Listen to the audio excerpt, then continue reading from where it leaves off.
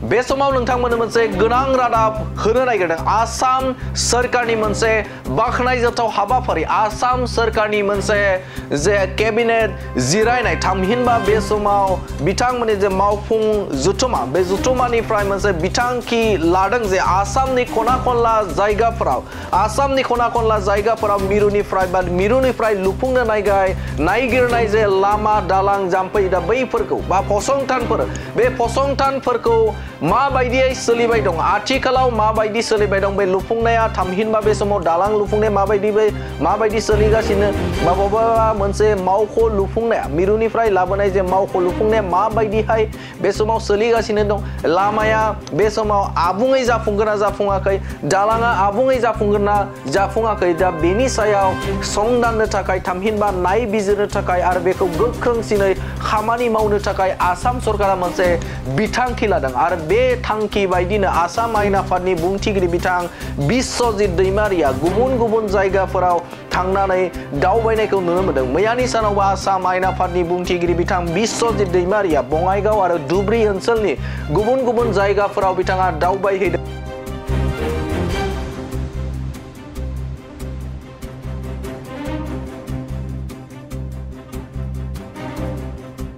आरो दावबायहैनानै बिथाङा गोबां गोनां बाथ्रा बुंनायखौ नुनो मोनदों बिथाङा बुंथिदों जे बे समाव गोबां जायगाफोरावनो जे खामानिफोरा आद्रा जानानै दं थामहिनबा बे समाव गोख्रोङै खामानि मावनो थाखाय बिथाङा सावरायनायखौ बुंथिदों आसाम आयेन आफादनिफ्राय जि मोनसे नेशनेल प्रजेक्ट जोंहा बायदिसिना माखासे प्रग्रामनि आन्दाराव खालामबाय थादोंना आसामाव बेफोरखौ जोङो दा नायदिंगासिनो दङ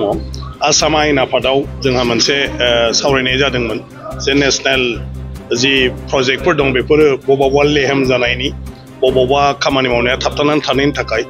बेवहाय मोनसे थांखियाव फैदोंमोन आरो जोंनि गिबि मन्थ्रियाबो जोबनायाव खावलायदोंमोन जे स्पिकारनि दैदेननायाव बे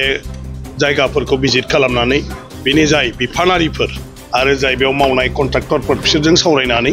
मा प्रब्लेम दं मा प्रब्लेम गैया आरो माबाफोर जुदि आसाम सरकारनिफ्राय मदद नांगौब्ला बेखौ खालामनानै होनाय आरो जुदि सोरबाया एसे गाफिलथि दङब्ला बेखौ जों जाहाथे सेन्ट्रेल गभर्नमेन्टनि मिनिस्ट्रिजों रायलायनानै थाबनो राहाखौ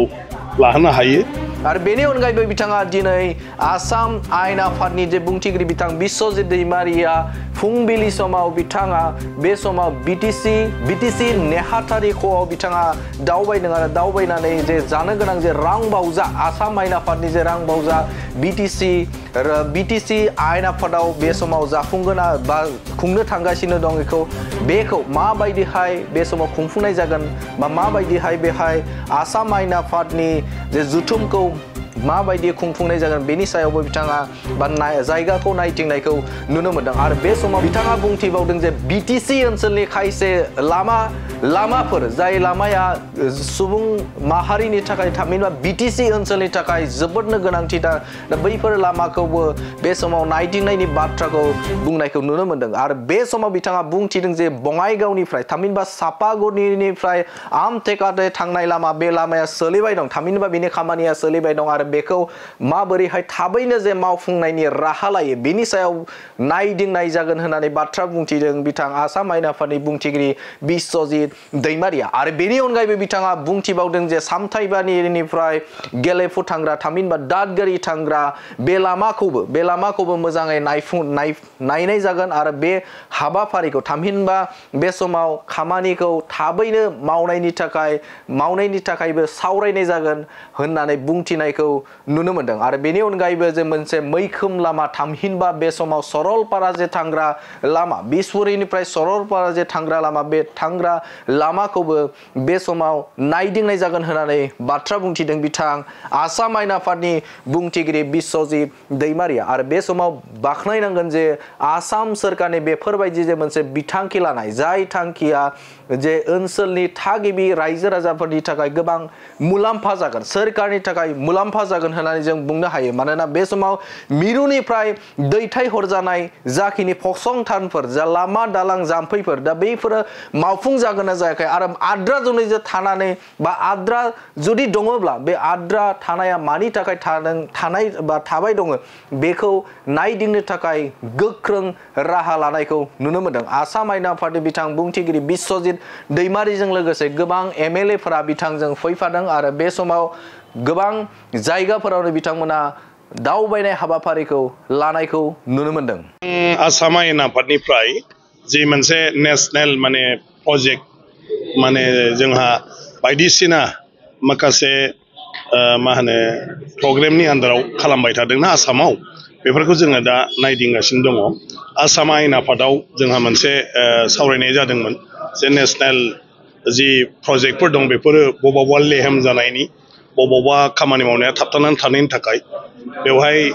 मोनसे थांखियाव फैदोंमोन आरो जोंनि गिबि मन्थ्रियाबो जोबनायाव खावलायदोंमोन जे स्पिकारनि दैदेननायाव बे जायगाफोरखौ भिजिट खालामनानै बेनि जाय बिफानारिफोर आरो जाय बेयाव मावनाय कन्ट्राक्टरफोर बिसोरजों सावरायनानै मा प्रब्लेम दं मा प्रब्लेम गैया आरो माबाफोर जुदि आसाम सरकारनिफ्राय मदद नांगौब्ला बेखौ खालामनानै होनाय आरो जुदि सोरबाया एसे गाफिलथि दङब्ला बेखौ जों जाहाथे सेन्ट्रेल गभर्नमेन्टनि मिनिस्ट्रिजों रायलायनानै माने थाबनो राहाखौ लाहोनो हायो बेफोरबायदिनि थाखाय जाहाथे बेफोर खामानिया माने मोजाङै जालाङो मानो होनना बुङोब्ला बियो जुदिअ नेशनेल माने प्रग्राम बा नेशनेल स्किम बियो राष्ट्रीय मोनसे स्किम बा सेन्ट्रेल गभर्नमेन्टनि स्किम अब्लाबो बे जोंनि आसामनि थाखाय जोंनि नर्थ इस्टनि थाखाय ओंखायनो जोंनिसो नालाय जोंहा बेखौ थाब जानांगौ बे हिसाबै दा जोंहा बङाइगावआव मोनसे माल्टि मडेल लजिस्टिक पार्क होननाय मोनसे बेवहाय गिदिरथार मोनसे माने मा होनो पार्किं जायगा खालामनाय जादों जेराव गासैबो माल्टि फेसिलिटि दं आरोखि ओमफ्राय जेराव माने जाहाजजों फैनाय बा जाहाजजों लांनाय राजा लामाजों लांनाय लाबोनाय रेलजों लांनाय लाबोनाय आरो फ्लाइटजोंबो कार्ग'जों लांलाय लाबोलाय बेफोर गासिबनिबो खामानिखौ बिनिफ्राय हेन्डेल खालामजोबगोन दा गिदिरथार मोनसे इनफ्रास्ट्राक्चार बानायगासिनो दं जाय फैगौ 2022 मायथाइयाव माने गासिबो आबुं जागोन आरो बिनि थाखायनो गुवाहाटीसिम 4 लेन मावगासिनो दङ गवालपाराजों आरो बेबायदिनो बङाइगावजोंबो कानेक्सना जाबाय राखालदुबिजों माने 4 लेन आरो बेबायदिनो जाहाज गाथोनजोंबो गासिखौबो कानेक्सन खालामनाय जादों रेलखौबो कानेक्सन खालामनाय जाजोब्बाय ओंखायनो बे खामानिया सम मथे जागोन ना जाया आरो बेवहाय माब्लाबाफोर लकेल इस्यु दं नामा बेखौ जोङो दिनै नायफैदों आरो फैनानै मोजां मोनबाय प्रग्रेसा बिराद मोजां आरो सम बायदिनो फोजोबनो हागोन होनदों नाथाय बेवहाय जोंहा मोनसे गोनांथार खामानि दं जायगानि थाखाय जोंनि जायगानि मानसिफ्रा दाबो मोनथियाखै जे बेवहाय मा खाबु जोंनि लाइमोनफोरनि थाखाय फैगोन जों बेवहाय गोदान बेफार बानिज्य खालामनो हायो ट्रेन्सपर्टेसननिबो जों खामानि मावनो हायो बेवहाय हटेल बिजनेसनिफ्राय आरम्भ खालामनानै बिनि गासिबो जेफोर माने वेयर हाउसफोर बेफोरनिबो बिजनेसा जाजोबगोन आरो बेफ्राव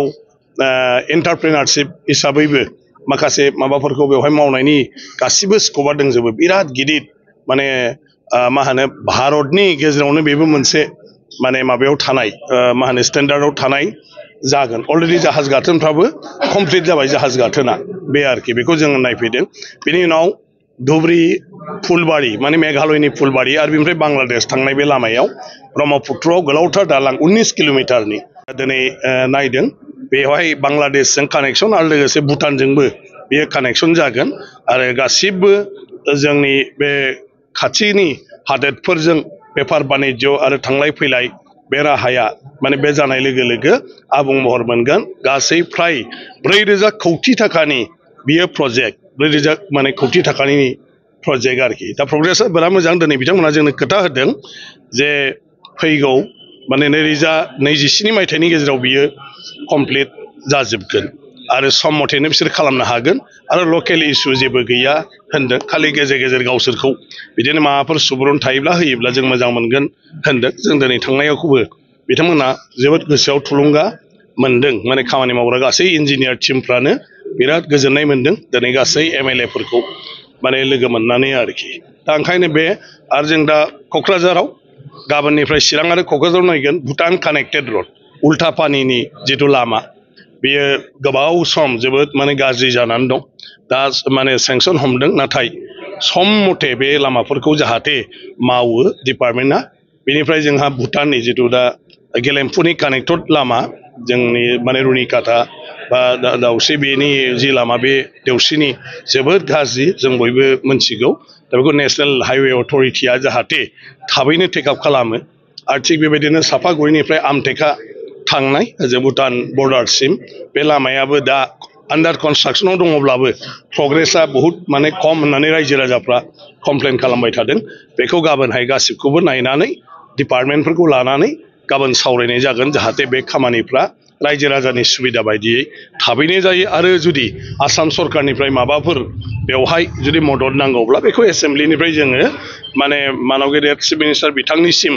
जोङो जनायगोन माने रिकमेन्ड खालामगोन आरो बे मथे डिपार्टमेन्टआ बेखौ बेबस्था लागोन बेनिफ्राय आरो मोनसेबाव जे आसाम बिधान सभानि बाजेट सेसना एबार क'क्राझाराव जागोन सानसेनि थाखाय आरो बेखौबो जों गाबोन आसाम बिधान सभायाव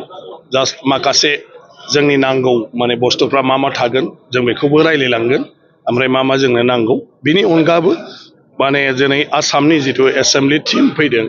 बेजों आरो बड'लेण्डनि जोंनि जितु एसेम्ब्लि आरो बिनि जि माने खुंथायारि बेजों मोनसे इन्टारेक्सन जागोन जे बिनि खुंथायनि माबाफ्रा माबायदि आरो मा हाबाफारि लानानै खामानि मावबाय थादों बेफोरखौ ओरैनो मोनसे इन्टारेक्सन गाबोन बिटिसिनि माने मानव गेदेर स्पिकारनि दैदेननायाव गाबोनहाय बे जागोन माने आसाम मा होनो बड'लेण्डनि आयेन आफादाव आरोखि ओमफ्राय बे बड'लेण्डनि आयेन आफादावनो आसामनि आयेन आफाद जफैगोननि बेलायाव जेफोर माखासे रिक्वायरमेन्टफोर दङबा जों जिहेतु दानसेनि गेजेराव खामानि मावनांगोन बेखौबो जों गाबोन एसे नायलांगोन आरो